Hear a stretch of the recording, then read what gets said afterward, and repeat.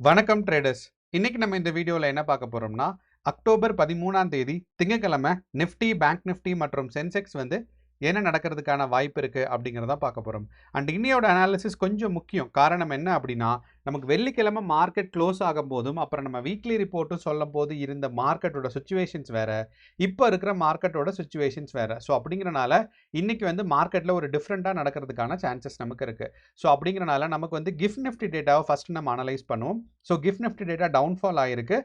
Downfall ஆகிட்டு திருப்பி பார்த்தீங்கன்னா கேப் அப்பில் வந்திருக்கு. ஸோ அப்போ நமக்கு ரெண்டுமே நடந்திருக்கு. டவுன்ஃபால் நடந்திருக்கு, கேப் அப் நடந்திருக்கு. அப்போ இது ரெண்டும் நடந்தனால நமக்கு வந்து நிஃப்டி, பேங்க் நிஃப்டி அண்ட் சென்செக்ஸில் வந்து மார்க்கெட் வந்து பாசிட்டிவாக இருக்குமா, எந்த லெவலுக்கு அப்புறம் மார்க்கெட் வந்து மேலே போனால் நம்ம வந்து கால் ஆப்ஷன் ஹோல்ட் பண்ணலாம், இல்லைனா எந்த லெவலுக்கு கீழே வந்தால் நம்ம வந்து புட் ஆப்ஷன் ஹோல்ட் பண்ணலான் இருக்கும். ஸோ அப்படிங்கிறனால இன்னையோட மார்க்கெட்டோட அனாலிசிஸை நம்ம வந்து ஃபஸ்ட்டு கிஃப்ட் நிஃப்டி பார்ப்போம்.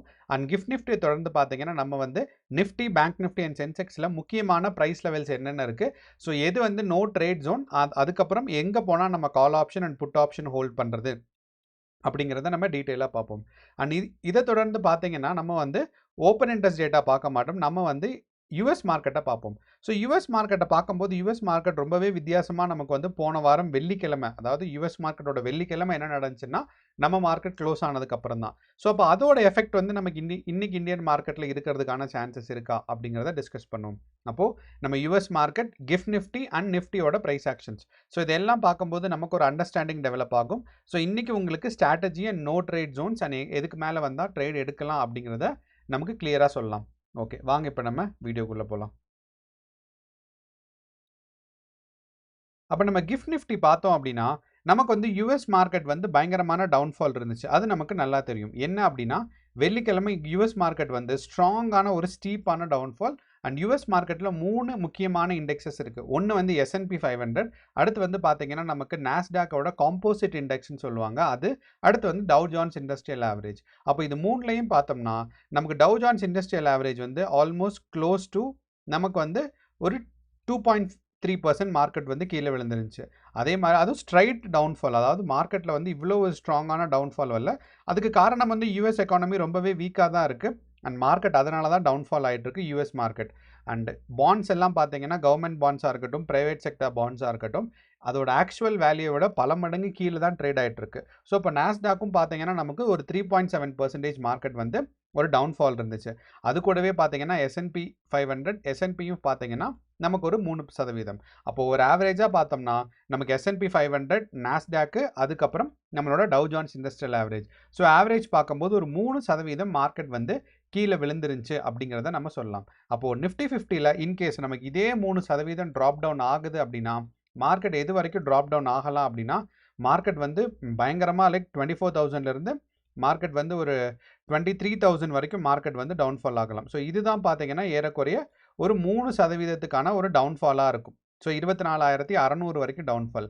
அப்போது இந்த மாதிரி இவ்வளோ ஸ்ட்ராங்கான டவுன்ஃபால் ஆகுமா அப்படின்னா நிஃப்டியில் கொஞ்சம் டவுட்டு தான். அப்போது நம்ம வந்து அந்த பெர்சன்டேஜை கால்குலேட் பண்ணுறதுல நம்ம வந்து பெரிய கான்சென்ட்ரேட் பண்ணாமல் மார்க்கெட்டில் ஒரு செல்லிங் ப்ரெஷர் இருந்திருக்கு யூஎஸ் மார்க்கெட் அப்படிங்கிறத மட்டும் நம்ம எடுத்துக்குவோம். அப்போ யூஎஸ் மார்க்கெட்டில் ஃபஸ்ட்டு பார்க்கும்போது மார்க்கெட்டில் ஒரு செல்லிங் ப்ரெஷர் இருந்திருக்கு அப்படிங்கிறத சொல்லுவோம். ரெண்டாவது நம்மளோட கிஃப்ட் நிஃப்டி டேட்டா. அப்போ நம்ம எல்லாத்துக்கும் தெரியும் நமக்கு வந்து 7 o'clock தான் நைட் வந்து almost like close to 7 o'clock வந்து யூஎஸ் மார்க்கெட் வந்து ஸ்டார்ட் ஆகும். அப்போ அதே மாதிரி 7 o'clock யூஎஸ் மார்க்கெட் ஸ்டார்ட் ஆனதுக்கப்புறம் பார்த்தீங்கன்னா நம்மளோட கிஃப்ட் நிஃப்டி டேட்டா பயங்கரமான டவுன்ஃபால் விழுந்திருக்கு. அப்போது இது யூஎஸ் மார்க்கெட்டோட ஒரு ரிஃப்ளெக்ஷனாக தான் நம்ம பார்க்குறோம். ப்ளஸ் வந்து நிஃப்டி ஃபியூச்சர்ஸும் நமக்கு நெகட்டிவ்ல மார்க்கெட் வந்து போயிருந்திருக்கு. ஸோ அப்போது மார்க்கெட் வந்து இந்த நெகட்டிவ் ப்ரெஷர் வந்து பில்டப் ஆகிருந்திருக்கு. எப்போ அப்படின்னா யூஎஸ் மார்க்கெட் ஓப்பன் ஆனதுக்கப்புறம் அப்போ ஸ்ட்ராங்கான ஏதோ முக்கியமான நியூஸஸ்லாம் வந்திருக்கு அண்ட் பாலிசி சேஞ்சஸ்லாம் இருக்குது. அதுக்கு காரணம் என்னென்னா ட்ரம்ப் வந்து பயங்கரமான ரேட் கட்ஸ்லாம் பண்ணியிருக்காரு. அண்ட் யூஎஸ் கவர்மெண்ட் வந்து இப்பயும் வந்து பட்ஜெட் அப்ரூவ் ஆகாமல் ரன் ஆகிட்டு இருக்காங்க. அதனால கவர்மெண்ட் ஷட் டவுன் அப்படிங்கிறத சொல்லுவாங்க. அது போயிட்டு இருக்குங்கிறனால தான் மார்க்கெட் வந்து கீழே விழுந்திருக்கு அப்படிங்கிறத சொல்லலாம். அப்போ நம்ம கிஃப்ட் நிஃப்டி டேட்டாவை கொஞ்சம் டீட்டெயிலாக பார்த்தோம் அப்படின்னா மார்க்கெட்டில் 315க்கு நம்ம இந்தியன் மார்க்கெட் நிஃப்டி 50 க்ளோஸ் ஆகிற சமயத்தில் பார்த்தீங்கன்னா 25,400 இருந்துச்சு அதோட ப்ரைஸ் லெவல். ஆனால் இப்போ இருக்கிற கரண்ட் ப்ரைஸ் லெவல் வந்து 25,300 இருக்குது. அப்படின்னா ஒரு 100 பாயிண்ட் டிஃப்ரென்சஸ் இருக்குது அப்படிங்கிறத நம்ம மறந்துடக்கூடாது. ஸோ கிஃப்ட் நிஃப்டி பார்க்கும்போது நமக்கு மார்க்கெட் எந்த இடத்துல க்ளோஸ் ஆச்சோ அப்போ இருந்து இப்போ வரைக்கும் பார்த்தீங்கன்னா ஒரு 90 பாயிண்ட்ஸ் கீழே இருக்குது, ஏறக்குறைய 100%. ஆனால் மார்க்கெட் வந்து ஒரு 200 பாயிண்ட்ஸ் கீழ விழுந்துட்டு, இப்ப வந்து பார்த்தீங்கன்னா, ஒரு கேப் அப் வந்து ஒரு 100 பாயிண்ட்ஸ் வந்து கேப் அப் வந்திருக்கு. ஸோ அப்படிங்கிறனால இந்த கேப் அப் வந்து ரொம்பவே ஸ்ட்ராங்கான விஷயம் தான். ஆனா, இந்த கேப் அப் வந்து இந்த லெவல் வரைக்கும் வராதனால, நமக்கு வந்து மார்க்கெட்ல ஒரு கேப் டவுன் வர்றதுக்கான வாய்ப்புகள் அதிகமாக இருக்கலாம் அப்படிங்கிறத நம்ம சொல்ல முடியும். ஏன்னா, மார்க்கெட்ல இந்த ரேஞ்ச மார்க்கெட் வந்து தொடாத வரைக்கும் நமக்கு வந்து மார்க்கெட் வந்து பாசிட்டிவா போகும் அப்படிங்கிற ஒரு கன்ஃபர்மேஷன் கிடையாது. ஸோ மார்க்கெட்ல செல்லிங் பிரஷர் நடந்திருக்கு யுஎஸ் மார்க்கெட். கிஃப்ட் நிஃப்டிலே செல்லிங் பிரஷர் ரிஃப்ளெக்ட் ஆயிருக்கு. ஆனா ஒரு நல்ல விஷயம் என்னன்னா, செல்லிங் பிரஷர்லேருந்து ரெக்கவரி ஆற மாரி நமக்கு ஸ்ட்ராங்கான ஒரு கேப் அப் வந்திருக்கு. அது ஒரு 100 பாயிண்ட்ஸ் கேப் அப் அப்படின்னா, நமக்கு வந்து நிஃப்டி 50ல கண்டிப்பாக ஒரு 100 பாயிண்ட் இல்லன்னா 120 பாயிண்ட்டாவது மார்க்கெட் மேல போறதுக்கு ட்ரை பண்ணும். அப்போ நமக்கு யுஎஸ் மார்க்கெட் கீழ விழுந்திருக்கு. கிஃப்ட் நிஃப்டி வந்து ரெக்கவரி ஆக ட்ரை ஆயிட்டு இருக்கு. அப்போ நமக்கு 2 விஷயம் தெரிஞ்சிருச்சு. அடுத்து வந்து நம்ம நிஃப்டி 50யோட பிரைஸ் ஆக்ஷன் பார்க்க போலாம். அப்ப இந்த நிஃப்டி 50யோட பிரைஸ் ஆக்ஷன் பார்க்க போம்போது, நம்ம முக்கியமா என்ன பார்க்கணும் அப்படின்னா, மார்க்கெட் இங்கிருந்து ஒரு 50 பாயிண்ட்ஸ் கீழ விழுந்துச்சு. அப்ப இருக்கிறதுலேருந்து ஒரு 50 பாயிண்ட்ஸ் கீழ வந்துச்சு அப்படின்னா, மார்க்கெட் எந்த லெவல் வரும்னா, 25,200 தான் வரும். ஓகே. இதே இது இங்கிருந்து 25 ஒரு 100 பாயிண்ட்ஸ் மேல போயிருக்குன்னு எக்ஸ்பெக்ட் பண்ணலாம். இங்கிருந்து. ஒரு 50 இல்லன்னா ஒரு 50 பாயிண்ட்ஸ் மேல போச்சுன்னா, 25,300 ஆன ரெசிஸ்டன்ஸ.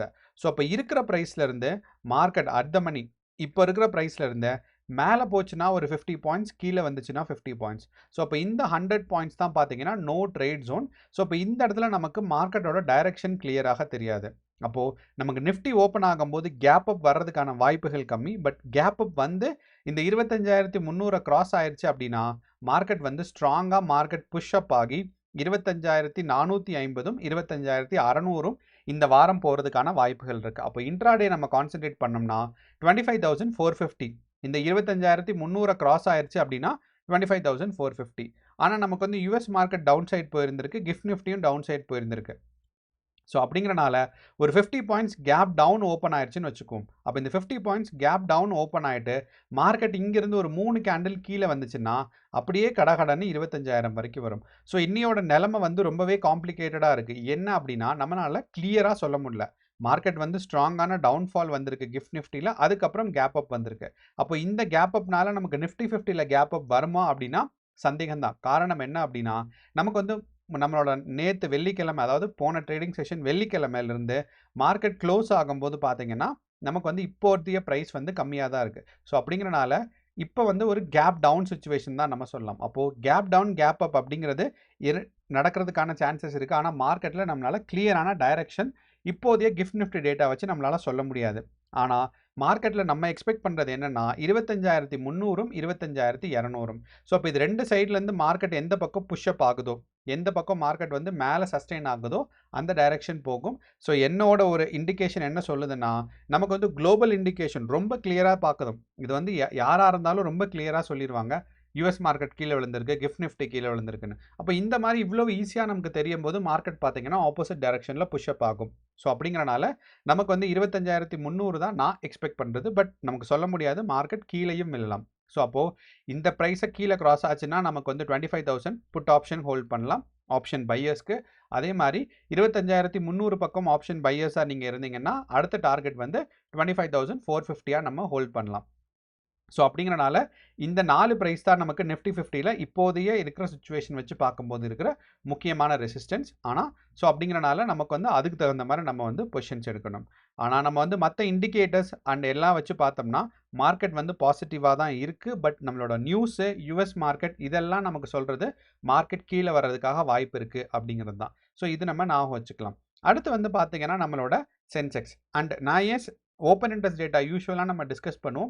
ஏன் இன்னைக்கு டிஸ்கஸ் பண்ணலைன்னா மார்க்கெட்டோட வாலடைலிட்டி ரொம்பவே அதிகமாக இருக்குது.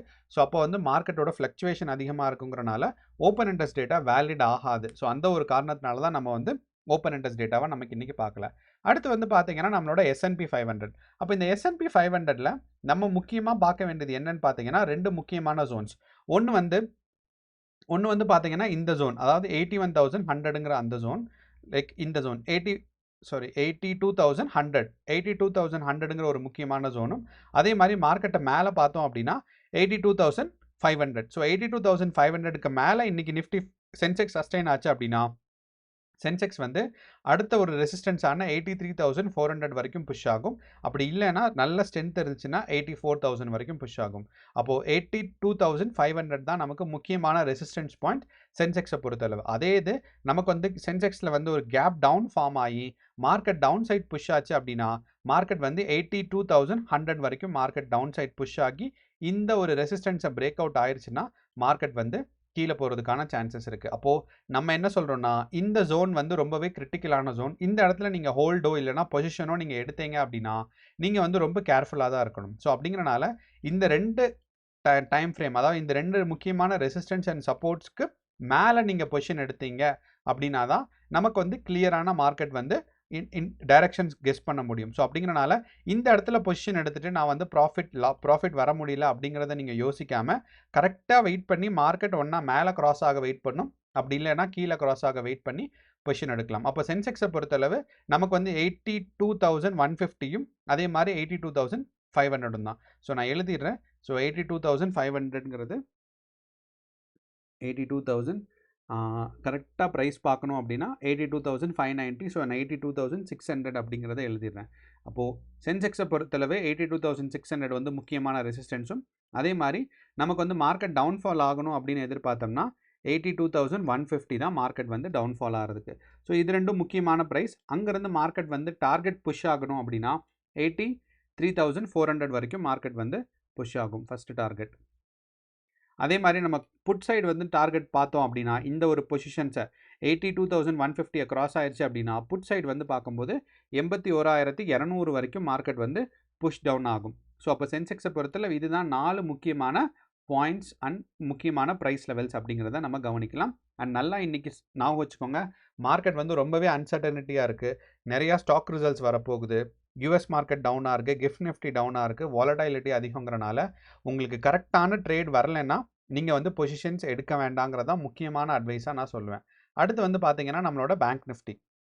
அண்ட் நம்ம இந்த பேங்க் நிஃப்டியும் பார்த்தீங்கன்னா நம்ம நிஃப்டி சென்செக்ஸ் மாதிரி தான் நம்ம எக்ஸ்பெக்டேஷன் பண்ணுறோம். என்ன அப்படின்னா மார்க்கெட் வந்து இங்கேருந்து 56,700லேருந்து மார்க்கெட் மேலே புஷ் ஆச்சு அப்படின்னா ஒரு new all time haiku touch பண்ணுறதுக்கான ஒரு ஸ்ட்ரென்த் இருக்குது. அதே சமயம் மார்க்கெட் வந்து இன்றைக்கி குளோபல் மார்க்கெட் இருக்க மாதிரி டவுன் சைட் புஷ் ஆச்சு அப்படின்னா 56,000 வரைக்கும் ஃபஸ்ட்டு டார்கெட் வரும். அதுக்கு அடுத்து தான் பார்த்தீங்கன்னா 55,500 வரைக்கும் மார்க்கெட் வந்து புஷ் ஆகும். அண்ட் ஸோ அப்படிங்கிறனால முக்கியமான நமக்கு பாயிண்ட்ஸ் என்ன அப்படின்னு பார்த்தீங்கன்னா 56,700ம் அதே சமயம் 56,500ம். ஸோ 56,700க்கு மேலே பேங்க் நிஃப்டி சஸ்டெயின் ஆயிடுச்சு. 56,700க்கு மேலே பேங்க் நிஃப்டி சஸ்டெயின் ஆயிடுச்சுன்னா நமக்கு வந்து 57,600 வரைக்கும் போகும். ஒரு 500 இல்லைனா 900 பாயிண்ட்ஸ் வந்து ஒரு பாசிட்டிவாக மார்க்கெட் வந்து புஷ் ஆகிறதுக்கான சான்சஸ் இருக்குது. அதே சமயம் மார்க்கெட் வந்து இந்த 56,500 அப்படிங்கிற இந்த பாயிண்ட்டை வந்து சஸ்டெயின் ஆயிடுச்சு அப்படின்னா மார்க்கெட் வந்து கீழே வர்றதுக்கான வாய்ப்புகள் அதிகமாக இருக்குது. அப்போது இந்த 2 தான் முக்கியமான ப்ரைஸ் நமக்கு பேங்க் நிஃப்டியை பொறுத்தளவு. அப்போது நிஃப்டி, பேங்க் நிஃப்டி அண்ட் சென்செக்ஸ்க்கு நம்ம வந்து நோ ட்ரேட் ஜோன் சொல்லியிருக்கோம். அப்போ இதிலிருந்து மேலேயா கீழேயா பிரேக் அவுட் ஆகுதுங்கிறத பொறுத்து நீங்கள் வந்து கால் அண்ட் புட் ஆப்ஷன்ஸ் எடுத்தால் அட்வைசபிளாக இருக்கும். ஸோ நம்ம வந்து ஒரு ஓவரால் மார்க்கெட்டோட வியூ தான் கொடுக்குறோம். கால் ஆப்ஷன் ஹோல்டு பண்ணுங்கள், புட் ஆப்ஷன் ஹோல்டு பண்ணுங்கன்னு இல்லை, எப்படி மார்க்கெட்டை அனலைஸ் பண்ணும், என்னென்ன முக்கியமான பாயிண்ட்ஸ் எல்லாம் பார்க்கணுங்கிறதான் சொல்கிறோம். நம்ம வந்து கால்ஸ் கொடுக்குறது இல்லை, இங்கே எடுங்கன்னு சொல்லி. ஸோ இதை பேஸ் பண்ணி உங்களோட ஸ்ட்ராட்டஜி ப்ளஸ் நான் சொல்கிற ஒரு இண்டிகேஷன். ஸோ இது அப்படிங்கிறனால இதுக்காக மட்டும்தான் சொல்கிறோம். ஸோ அப்போ நீங்கள் கேர்ஃபுல்லாக நீங்கள் தான் ஸ்ட்ராட்டஜி பில்ட் பண்ணி நீங்கள் தான் எங்கே பொசிஷன் எடுக்கணும், எங்கே வந்து ஸ்டாப் லாஸ் வைக்கணும், எங்கே டார்கெட் வைக்கணும் நீங்கள் தான் சொல்லணும். வேற ஒருத்தவங்க வந்து ட்ரேடிங்கில் இங்கே பொசிஷன் எடுங்கன்னு சொல்லி நம்ம ப்ராஃபிட் எடுக்கிறது வாய்ப்பு ரொம்ப ரொம்ப கம்மி. ரொம்ப நாள் அது நீடிக்காது. அதனால நம்ம வீடியோவில் சொல்கிறது வந்து பார்த்தீங்கன்னா மார்க்கெட்டோட ஒரு ஓவரால் வியூ தான். ஸோ அப்படிங்கிறனால எங்கே பொசிஷன் எடுக்கணும், எங்கே ஸ்டாப் லாஸ், எங்கே டார்கெட் வைக்கணுங்கிறத நீங்கள் தான் முடிவு பண்ணணும். கேர்ஃபுல்லாக ட்ரேட் பண்ணுங்கள், ப்ராப்பராக ஸ்ட்ராட்டஜி பில்ட் பண்ணுங்கள். All the best. நன்றி, வணக்கம்.